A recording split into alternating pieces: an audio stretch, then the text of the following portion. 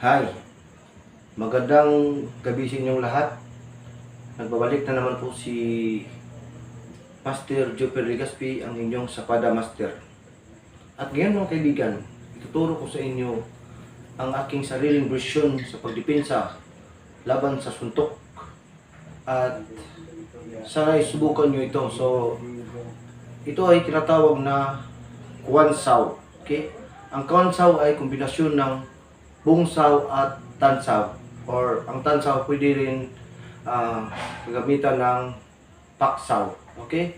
So ano naman ang mga sinasabi ko? Ito po ay forma ng Wing Chun. So subukan naman natin na i-execute ang tansaw. So ang tansaw po ay, kung makita nyo sa mga vlogs ko, ito po ang tansaw. Yan.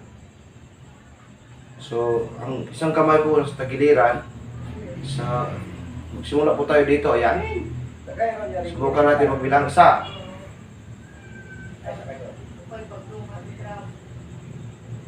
dalawa, tatlo, apat, lima, anim. Okay, so yun po ang tansaw. So ang isa naman ay tinatawag na bungsaw. Ganyan po. So mula sa tansaw ay magiging bungsaw. Ayan. Subukan natin. Isa, dalawa, tatlo, apat, lima, anim. So ang bungsaw pag ganyan, gamit ating siko ay pinababa natin isang kamay pag ganyan. Yan. So, paikot tayo o harap tayo sa kanan. So, pag ganyan, dahil ipatipas natin ang suntok papunta sa kanan. Dahil ay hindi natin tiyak ang suntok ay maaaring medyo mababa o medyo mataas. Dapat ginagamitan natin ng kwansaw dahil kombinasyon. So, ganito po ang paggamit ng kwansaw. So, ang isa po ay bungsaw. At ang kabila naman ay maaaring tansaw or paksaw. Okay, paano paggamitin? Maaaring ang kalaban natin ay susuntok. Okay? Maaaring sa tiyan or sa mukha. So, pag ganyan, so simple gagamit tayo sa ating paningin. Dahil natural na reaction na tayo iiwasan natin ang suntok para hindi tatamaan.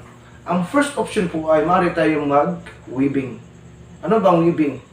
So, yuyok ng kunti sa kaliwa dahil ayaw natin matamaan sa mukha. Ayan. Ayan. Okay? So, ito po weaving. Subukan mo natin. Isa, dalawa, tatlo, apat, lima, anim. Okay. Anim na muna. So, ito po ang weaving po ay iniiwas natin ang mukha natin para hindi matamaan. So, meron din tayong ibang paraan. So, pupunta tayo sa kaliwa dahil iiwas tayo sa suntok. Tapos, gagamitan natin ang technique na kwansaw. Okay? So, mas mabuti talaga kung ang ating, ito po yung original na version ko po sa pagdepensa. Hindi ako basta-basta maganyan. Dahil iiwas muna ako dito, tapos depensa. Okay? Ang aking pong kamay, parang nagkakat ako ng, o magamit ako ng kami-hami-weave, para dito ang kamay ko, ayan.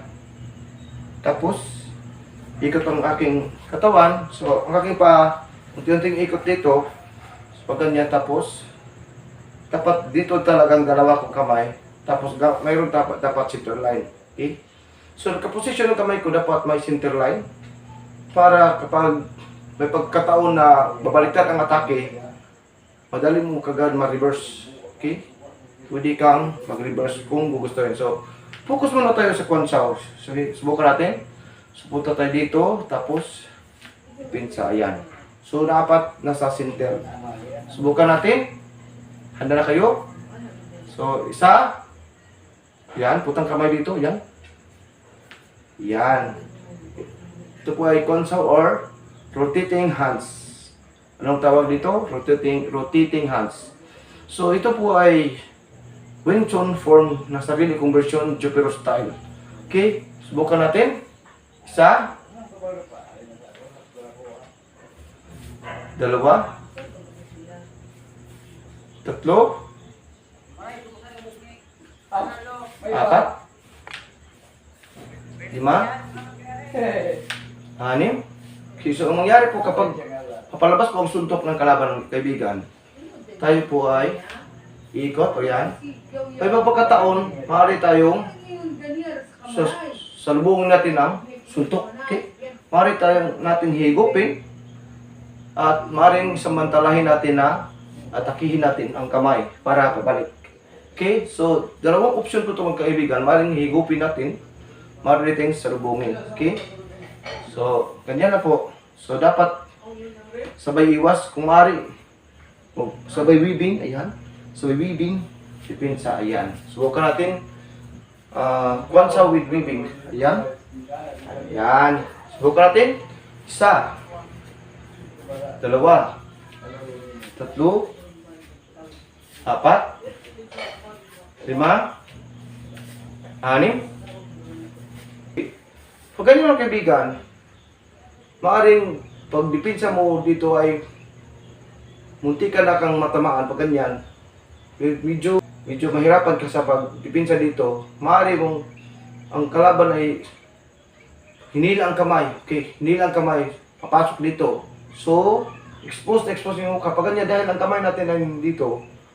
Simple lang ikot mo ulit itong katawan natin tapos gagamit tayo ng puksaw. Pag ganyan, ayan. Tapos, maaari natin ibaba ang kamay.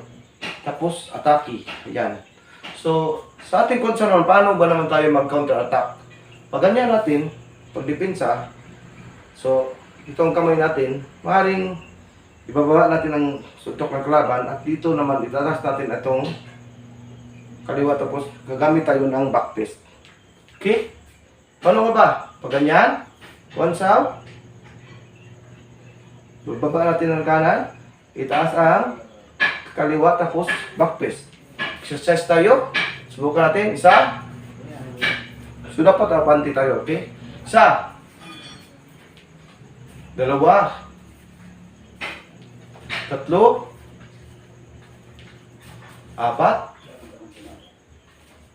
Lima. Anim.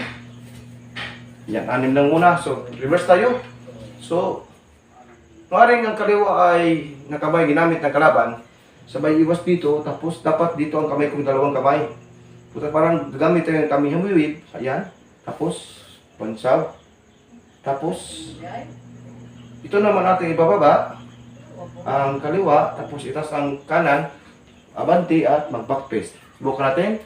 Isa. Dalawa. Tatlo. Apat. Lima. Anim. Ayan po. So, napakadali lang po mga kaibigan. So, follow up natin next time. Sana inyong naintindihan. Ako nga pala si Master Jupiter Legaspi. Sa mga bago pa rin sa channel, huwag kalimutan pindutin ang subscribe button. Paki-like and share na lang. See you next time. Bye-bye!